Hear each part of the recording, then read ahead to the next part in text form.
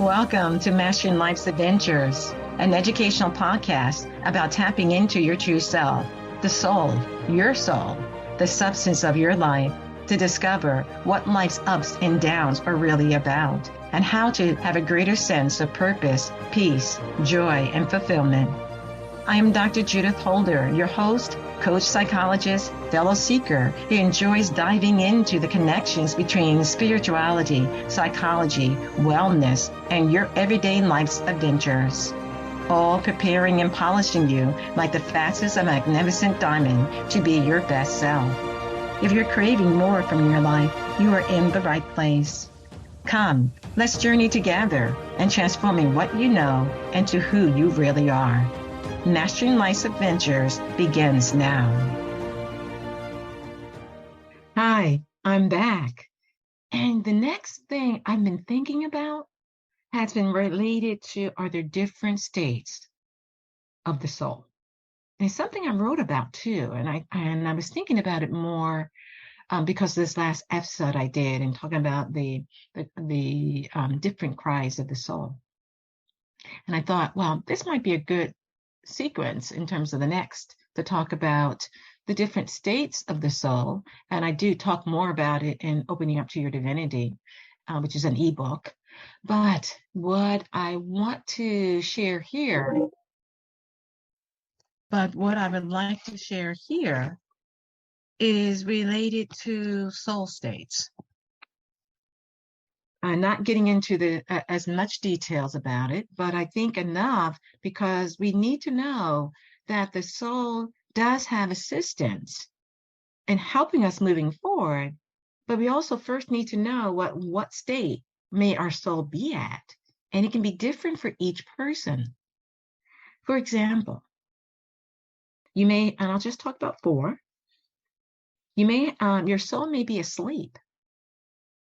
And it's unconscious, unaware, it's dormant, and it lives, in the world. The ego lives in the world in terms of being materialistically focused, and it's wanting to just continue to live life, as it is, because the soul is dormant. It doesn't have an awareness, even though there's still an inkling, even in that dormancy, of wanting something more. But what happens is, in our desire of wanting something, that inkling of wanting something more, the ego takes it in a different light. It takes it in a more materialistic light. I want some more of, money, or I want a prestigious job, or I want greater status, or I want to have a family, and reads that urge in that way. But it's really a different language of the soul. But so first, I'll swing back around to that in a minute. But first, we have that asleep soul. Then you can have the dozing soul. And the dozing soul vacillates between brief periods of awareness and then more moves into this slumbering state. So it's aware that there's something more, but then it kind of goes back into slumbering. And so it can be more prolonged periods in which the soul is being inattentive to and being neglected in some ways. But when it is in that inkling state that comes up, that gets into a greater little degree of awareness, is the intuition, for example. And we trust the intuition, and that's a component of the soul. And so but we then fall back into this napping periods and groggy sense that goes on with the soul. So it's kind of a fuzzy state, and that's that dozing soul. And it's in that state, in that dozing period, and in that asleep state, those two states, that you do have this just kind of acquiring things in the world, getting the education, or making sure you're dating and having a relationship, and making sure that you have kids and being able to raise your children, and making sure that you're in a job that you like to be able to have things and move things forward in terms of income and sense of you're getting things accomplished and you're achieving what you want to achieve in your particular job. that you may have as a lawyer, or your particular job that you have as a homemaker, or your particular job that you have, as assistant to someone in working with them. But then the third state is partially awake. The soul is beginning to, and the outer self of who you are is being aware that there's emerging sensitivities, that you have a greater sense that there is something more than what meets the eye. And in that partial state, you are trying to get clear about what is the sensitivity that I do have. And at the same time, the ego persona, or the ego, seems to occupy much more internal rental space in our being. Yet at the same time, the soul is urging, prompting, nagging to be recognized more, which can be also be tuned in or tuned out, depending on whether it's to use the experiences in daily living as an opportunity to advance the soul. But it also can be used as an opportunity to advance the ego as well. So there's this partially awake that the person may be trying to do things more intentionally by studying the Bible or by reading different songs in the scripture, which is part of the Bible, or by reading inspirational things that allow them to feel that it's moving them further along in their awareness about their soul. But at the same time, it's kind of there's the competition of the ego, just saying you need to get this job done. You need to spend all the hours that it takes to get it done, or getting into distractions and the social media. Our time is being used or sucked up, through that process, being in the social media. So the partial awake soul knows there's something more, but it kind of is now going back and forth with vacillating with that. Then you have the fourth state, which is what I call the engaged ascending soul. The engaged ascending soul. And that is more of the soul knows that there is the essential self, the real self, that is infused into their daily living, that they're looking for ways, the soul is looking for ways to continue to grow and to continue to advance in their evolution. They know there's more. They know that there is a soul source that they're moving towards. And every day, in every way, they're trying to be able to make wise choices, trying to make the best types of choices that would allow their soul to continue to evolve. And so the ego now, they're more attuned to, but they're starting to need to be alert to the fact that the ego can be sneaky and how it gets the soul off course because of the needs and the wants of the ego that quiets the needs and the focus that the soul needs to have and be on. And so remember I asked you to kind of think about, what the ego and how the ego shows up in your world in past episodes, and then how the soul shows up in your world, and beginning to distinguish between how your ego persona is kind of out there and how your soul is kind of quietly trying to move along. And it's like the story of the tortoise and the hare. And the hare is the ego persona, and the tortoise is a soul.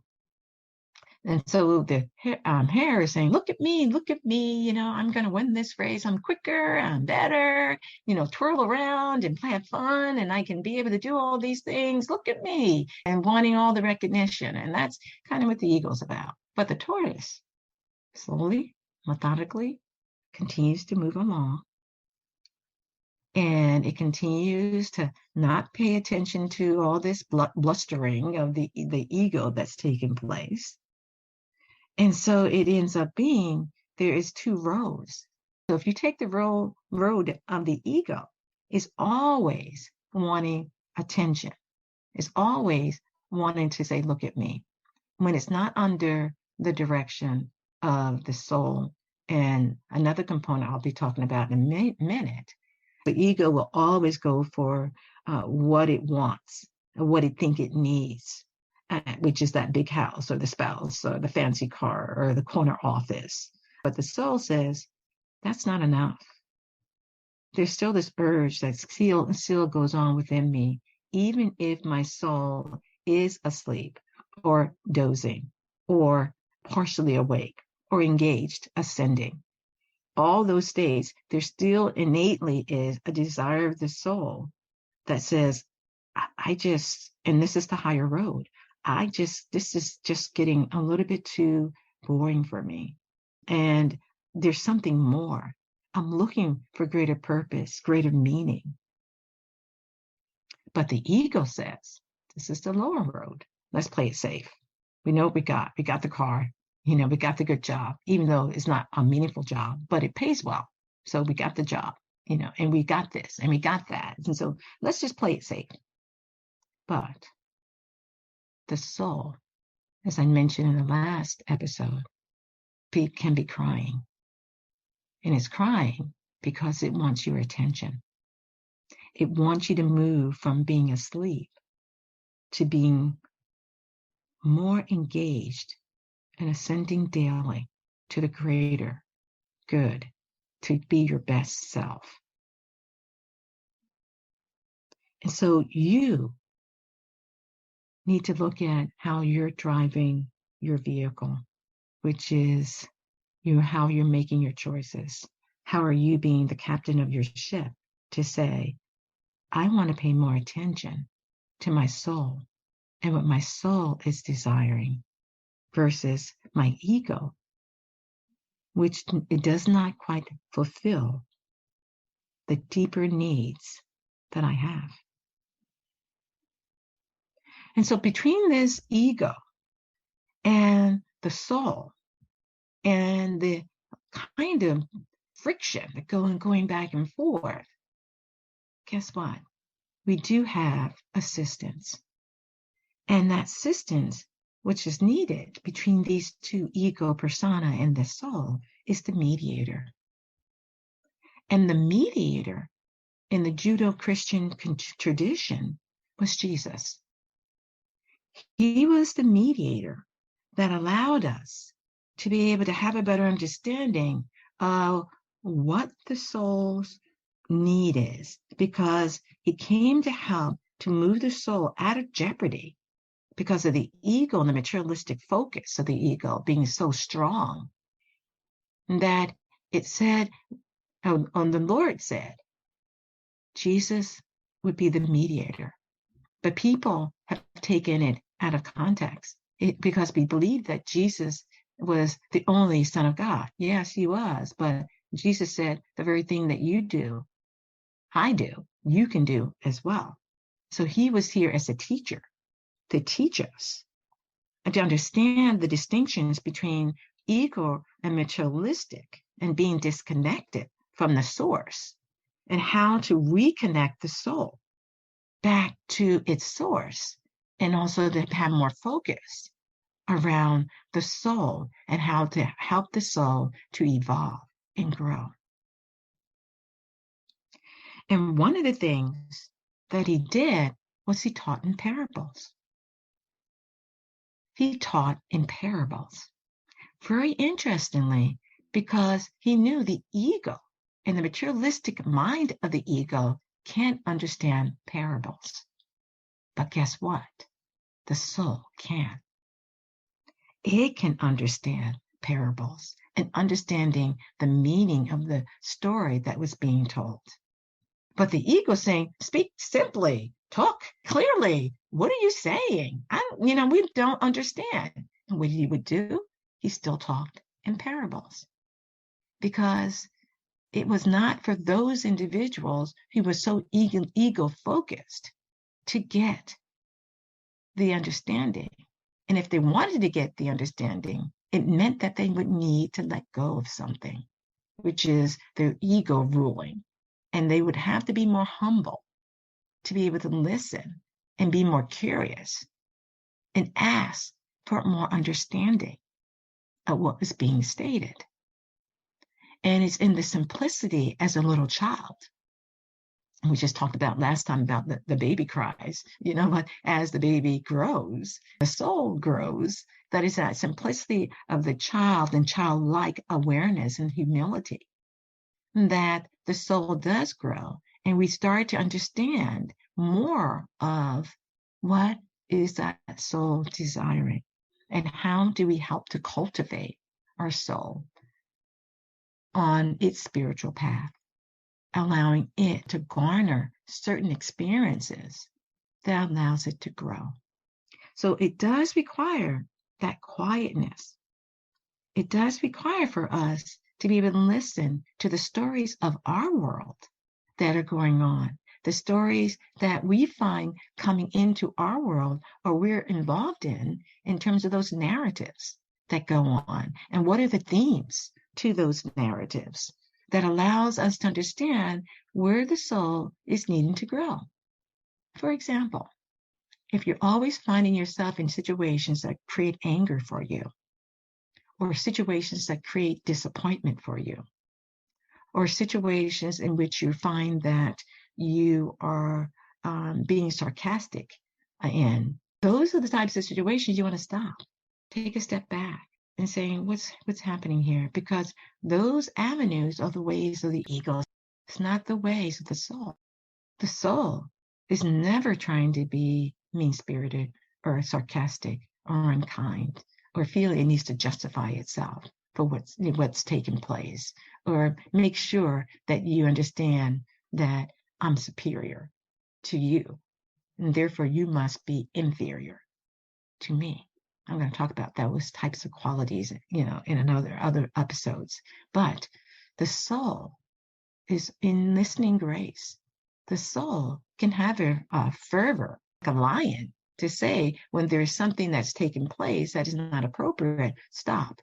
That's not appropriate. And that is the engaged ascending soul, because it has greater discernment than maybe the dozing soul. So depending on the state of the soul, depends also how you go about perceiving things, looking at situations that are occurring in your life, in your daily experiences. But regardless of whether it's a sleeping soul, dozing soul, or partially awake soul, or engaged ascending soul, you are on a path to help you to be able to get more aware and more discerning of the ego when it's showing up and when the soul and what the soul need is. So even if you're asleep, the soul, you can awaken your soul by kindness, by reading something that is uplifting, by reflecting, by going back to find a soul quote and write those quotes down and reflect on them and start to ask your own inner self, what do you need? How may I help? You become like the Jesus-like quality to your soul, because Jesus was the model or the mediator to show us how to start to get the distinction between soul and ego. Ego, materialistic focus, soul, being your best self focused, and how to do that. And it does like an eagle. I think of the story of the baby eagle being raised with chickens. I'm not sure if you ever heard that before. That there is this eagle who was raised in a chicken pen, and it thought it was a chicken. It acted like a chicken. It even walked like a chicken. But it was only in the eagle that was flying, another eagle that was flying above, that the eagle that was flying above looked down and said, what is this eagle doing with chickens? Does it not know what it is? But that's where the baby eagle, who was like the soul, is maybe asleep, partially aware that there's something more than what I'm doing currently. And it's only through the eagle who was flying, which is like Jesus, the great mediator, who swoops down and says, what are you doing? And the baby eagle says, what are you talking about? He says, why are you with chickens? And the baby eagle says, what? What do you mean? He says, you're an eagle. He says, no, I'm not. I'm a chicken. He says, no, eagle. And the baby chickens say, yeah, you're like us. Even though they knew, well, you look differently, but you're like us. You've been with us for so long. And the baby eagle says, yeah, this is where I'm supposed to be. Even though the baby eagle has some desires on wanting something more, because it knows it's a little bit different. So the eagle, the bigger eagle says, come with me. And since the baby eagle doesn't know that it has so much more capacity to expand its wings, that the flying eagle says, come with me. Because says, why? Where are we going? He says, just come with me. And there's some trust the baby eagle has. And the baby eagle says, okay. So he says, come with me. So they walk, because at this point, the baby eagle doesn't know that it can fly. So it walks up into the top of the mountain, and the baby eagle says, where are we going? Why are we going up this mountain? He says, just come with me, and I'm going to show you something. He says, okay. So he goes to, and they go up to the top of the mountain, and the baby eagle says, wow, there's so much more perspective up here. I can see so much. And the eagle says, you can do and see even more. He says, you can fly. He goes, no way can I fly. I mean, when I'm with my brothers and sisters chickens, we don't fly. We kind of flutter our wings a little bit, but we don't fly. But you're not a chicken. You're an eagle. This is the same thing that happens with our soul. It gets so used to being commanded by our ego that it thinks that's just the way it is. That's just who I am. That's just what we do. We want more of this? Okay, we can have it. But the baby eagle always knows that there's got to be something more than this. It's got to be. So then the big eagle, who has swooped down and taken him to the top of the mountain, says, you can fly. He says, no, I don't think so. And this is pretty scary, because are you asking me to fly? And the eagle says, yes, it's innate in you, and you can do this. No.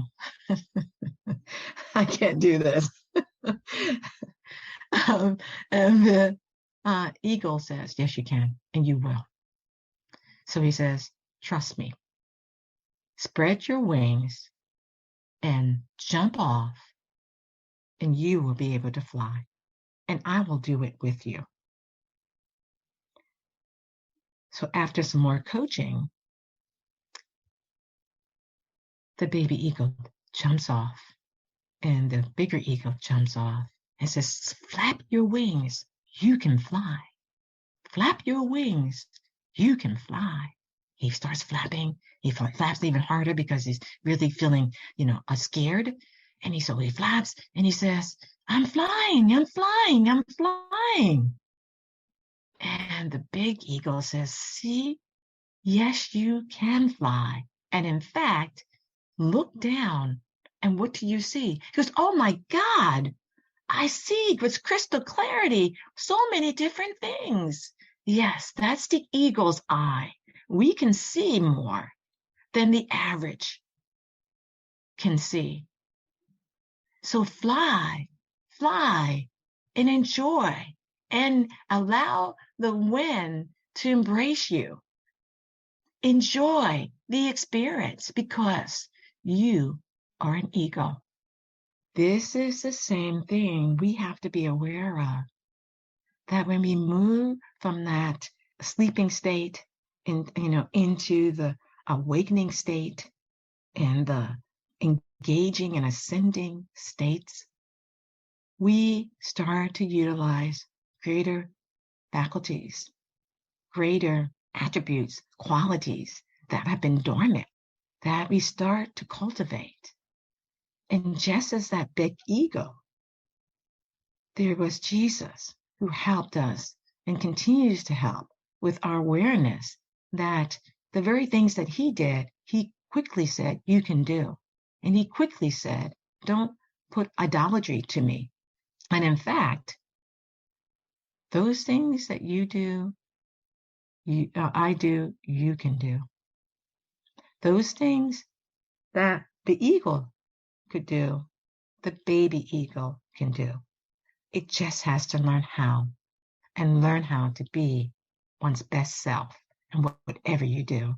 And know that sometimes there will be challenges and difficulties in that process of being your best self, but you're learning, you're growing, you're learning to love your soul, the soul essence of who you are.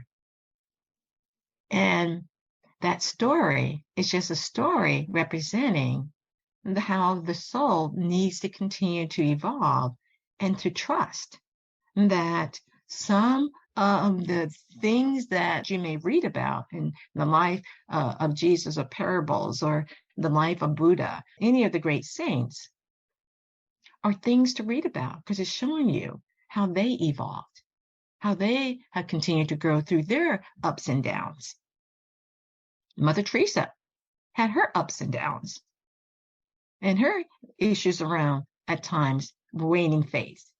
But she still was consistent. She was the tortoise that continued to move things along in the best way that she knew how and stayed close to her inner source and her awareness of God in her life. How can you do that as well? How can you do that as well? And so Mastering Life's Adventures is about helping you to think about how can I be my best self, but also knowing that our soul can be in different states, and probably even more states than I've even mentioned here. And that there is a purpose and a direction. And I've said this before, that the ego is subservient to the soul and the soul source, your I am presence, that Atman. Yeah. And so we're learning the nuances of what that means, what that looks like. And that's what this podcast is about. Helping you to learn those nuances through different ways, different formats that we'll look at and be able to do that in terms of what is soul psychology, and what is that wellness aspect that we need to have in our lives, and mind, body, soul, spirit, and what are maybe ways in which movies and to help to share some stories of soul growth through characters as well. There'll be different ways in which we'll be looking at these things.